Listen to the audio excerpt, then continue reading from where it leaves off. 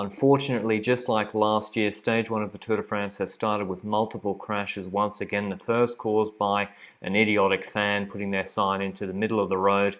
More on that later, but as we get into the recap, Pogačar lining up last year's champion as they kicked off in Brest to Landerneau. 198 up and down kilometers, 6 categorized climbs, 1 for the punchers, not the pure sprinters. And the finish was a bit tricky, both technical in the run-in with 2 roundabouts, 2 90-degree turns before the base of the climb. Starts with 3Ks to go where that red circle is. And then the climb itself, the Côte de la Fosse aux Loups, the Pit of Wolves. 3Ks at 5.7%, but the first 1,200 meters are the steepest part. So this is where, if Alaphilippe wanted to make a difference with his uphill punch, where he should attack, where he had to try something against riders like Wout van Aert and Mathieu van der Poel, who have a quicker flat sprint than him, and the finish is pretty flat. But the KOM jersey was on offer today. Victor Campenaerts trying to get in an early move, taking the first point for the KOM competition, but the main break that went with Perez, Connor Swift for Arkea, and Ida Schelling for Bora Hansgrohe, who looked very good in the Ardennes this year. But they didn't get too much leash from the peloton. Alpes and Phoenix were doing most of the pacing. Mathieu van der Poel was the favourite for today's stage. And in that break, Ida Schelling was having trouble on, this was one of the steeper climbs of the day, 900 metres at 9%. He got dropped there, so he decided he'd just attack the breakaway with 84 Ks to go, drafting that motorbike cleverly, and the break pretty much gave up. Was allowed to be subsumed into the peloton. Schelling went clear, 2-minute 10 lead. And interestingly, Caleb Ewan went for the intermediate sprint today, taking the most points out of anyone in the peloton. Now, he didn't have much to lose because he wasn't going to contest the stage finish, but it seems that Ewan is going for the green jersey pretty seriously. Schelling, knowing that he'd be wearing the KOM jersey on stage 2, celebrated over that line, but that line was about to cause problems for the peloton. They folded about 2 minutes after. Robert Hersink and Tony Martin are on the left. Martin's just ducked out of Hersink's wheel, trying to move in front of him to the left-hand side. And this is the moment before disaster. You can already see how these spectators, they inch out. So the first person will be trying to take a photo in front, and then the other person trying to get a better angle behind them, steps further into the road. Already you can see Tony Martin, when you zoom in, he was actually having to avoid that small child. The camera changes angle.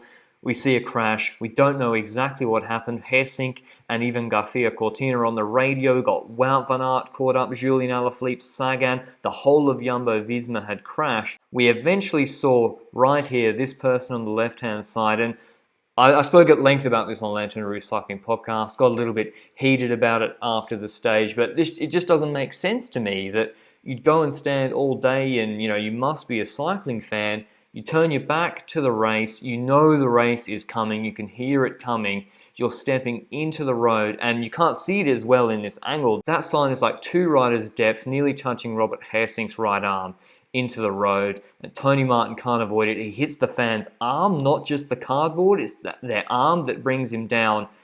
Turnison goes down really hard, he rides over Tony Martin, Roglič, Wingegaard, Kuss, pretty much everyone on Jumbo-Visma crashes. You can see it here, the spectators in that yellow jacket on the top left-hand side. Martin's sort of on the right-hand side of Hersink's wheel. We always expect stage 1 jitters and maybe a touch of wheel and crashes, but it's a shame to see a fan bring down riders, and Tony Martin was really banged up. We'll wait to see whether he starts tomorrow.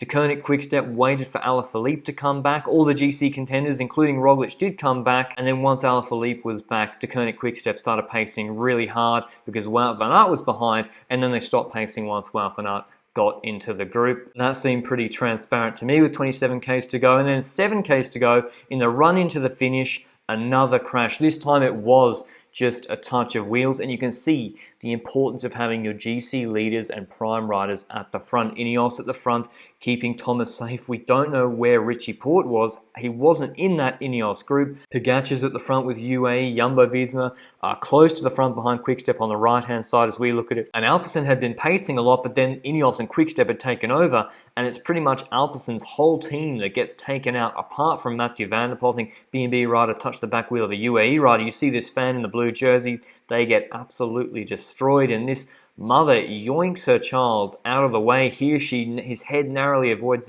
that pole. I mean, this crash was super scary. I think more riders were injured in this high-speed crash than in the first one. Froome was banged up, but the race just had to go on. There was 6 Ks left. Quickstep were pacing, and as I said at the top of this recap, the base of this climb is where they needed to do the damage. They strung this out so much, they dropped Mohoric off the wheel, Asgreen and Ballerini. Alaphilippe had a few choice words for Mohoric. He's closing the gap himself to his own teammates. And he was looking behind Alaphilippe for this man, Dries Devenens, one of the most important inclusions in Quickstep's team for this year's Tour de France with these first two punchy stages. He's the man that drove a hard pace in Lombardia for Evenepoel last year, and he's the main rider on that team because Asgreen and Ballerini can't really do it, who can really increase the pace for Alaphilippe on these climbs. You see him talking to Alaphilippe, and you can see the change of pace with 2.6 k's to go, stringing this out. Van der Poel, you see him fifth wheel, you're saying, okay, he's in good position. He did not start there going to the base of that climb. He was like 25th wheel, and he had to do a big acceleration to move up the left-hand side. Roglič is on his wheel. Colbrelli in fantastic position, fourth wheel. Wout van Aert marking Alaphilippe. And just like we saw in Tirreno-Adriatico Stage 2, when it's over 6%, Alaphilippe can just kick away from Wout van Aert. He did the same in Imola last year. He's the best puncher in the world. And once he gets that initial separation, it's the lack of cohesion in the group behind. Wout van Aert looking behind, seeing A, where Roglič is, B, Van der Poel, why doesn't Van der Poel pull or someone else pull? It shouldn't just be Wout van Aert. And Roglič actually attacks across. A really smart move from Jumbo-Visma. It takes the pressure off Wout van Aert for that moment. Latour actually closes it to Roglič. He's got Pogačar on his wheel, and then Latour is actually going to go around Roglič, probably over his limit, and you see he's just behind Julian Alaphilippe with 2 k's to go. They're going over 25 k's an hour. If he gets in the draft, it can make a big difference. But at this point, Roglič is on Pogačar's wheel, but Roglič refuses to do anything, and Pogačar eventually stops pulling because he's not going to tow Roglič to the line to take more bonus seconds. So interesting to me that maybe Roglič was over his limit, or maybe he's happy for Alaphilippe to, take 10 bonus seconds and 8 to 10 seconds on the line, because Roglič gets subsumed into that Wout van Aert group. Van Aert goes on the front with a K to go, starts pacing hard, and with Latour blown up completely, Julian Alaphilippe with a huge performance on the Côte de Fosse or Loop, easily over 7.5 watts per kilo for over 5 minutes, and takes the yellow jersey, the stage win, 10 bonus seconds, 8 seconds on the line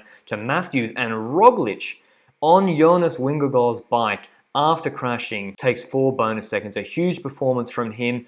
Froome was banged up. He's gone for scans. Apparently, we don't know his condition yet. Here's the top 10. Alaphilippe first, Matthews second, Roglič, Haig, lovely performance from Haig, fourth. Kelderman, Pogačar go to Igita Mollema and Geraint Thomas. Richie Porte finished 2 minutes back. He'd been behind that second crash, so he's already way behind on GC, as well as Lopez 2 minutes behind. So not a great start for Ineos and Movistar. But if you want to hear more from me during the Tour de France, you can join channel membership through the join button down below. You can join then the Discord. We have voice chat for every stage where we're talking about the stage live in real time. The link to that is on the community tab for YouTube members. But I hope you enjoy the video. Until tomorrow, ciao.